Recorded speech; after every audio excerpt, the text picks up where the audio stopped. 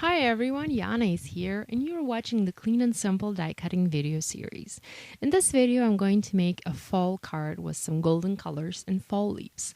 To do that, I will be using my die cutting and embossing machine, the Artisan Explorer from Spellbinders, along with some Presto Punch die templates, also from Spellbinders. These are some older Spellbinders dies, but they're just as good and they work like regular wafer thin dies. I also wanted to use some wood veneer from Studio Calico and I wanted to cover it with this smooch ink from Clear Snap. Actually, I ended up using some chipboard from Blue Fern Studios instead, but I did cover it with some smooch. You'll see that in a video later. I also have some glitter dots from Recollections and a bunch of different stamp sets. I wasn't sure which sentiment I wanted to use, so I picked out a lot of them. I also have this paper from Crate Paper. This is the DIY shop collection, and I really love all the modern designs in this pad. I've been using a lot to create lately. For this particular project, though, I'm going to use this wood grain pattern here. So I created my card base out of white cardstock, and this is a regular white cardstock from Dove Craft, and the dimensions for the card are 4 by 5.5. Those are just some regular dimensions for most of my cards. And I covered the front of the card, the entire front of the card, with this pattern paper from Studio Calico. Now I'm just arranging the leaves, the dies on the front part of my card to make sure I have them exactly the way I wanted. I actually wanted to have a cluster of embellishments at the bottom right corner, but in the end I ended up using a different layout for my card. So here you can see me attaching the dies to some watercolor paper using a little bit of washi tape, and I do that to make sure my dies stay in place and don't shift while I'm cutting. And I will be die cutting and embossing them just here in a second.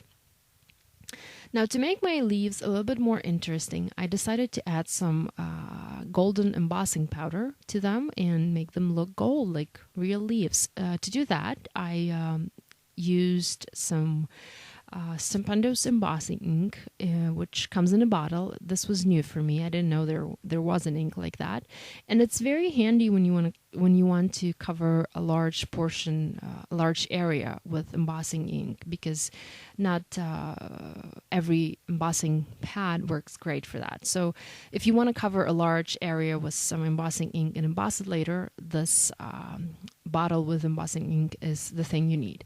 So here you can see me covering the leaves with embossing ink and some embossing powder. The embossing powder is actually from Hero Arts. I really like it. It's very detailed and it gives a really nice coverage to my images. So I only covered the front portion of the die cut. I left the back white as it was, and I heat embossed 2 maple leaves and left another leaf as is. I left it in white. So here you can see me all my embellishments arranged on the front of the card, and I also die cut a little banner using a die from Spellbinders, which it's ribbon banners from the ribbon banners set. And here you can see me using a stamp from Neat and Tangled, which says "Thankful for You." And because I didn't want to use the entire sentiment on the front of my card, I had to cut the stamp apart. So I carefully did that with my scissors, and I only used the "For You" portion. I stamped the sentiment with some ink, dye archival ink from Clear Snap.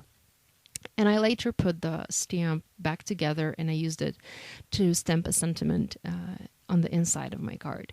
Now I'm using some silicone glue from Dove Craft to adhere the leaves together and also to finalize the embellishments on my card. I will be also using some foam dots to adhere the banner. Now you can see me using the Clear Snap Smooch ink in gold lame to color the little heart. The heart is from Blue Fern Studios. I thought that the heart would look a lot better for a card like this because the other wood veneer shapes from Studio Calico that I had, they weren't very appropriate for this kind of project.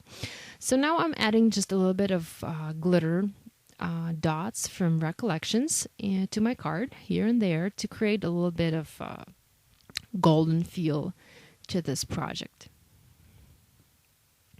And I like to play a lot with it, to play with the placement and decide which works best for my project.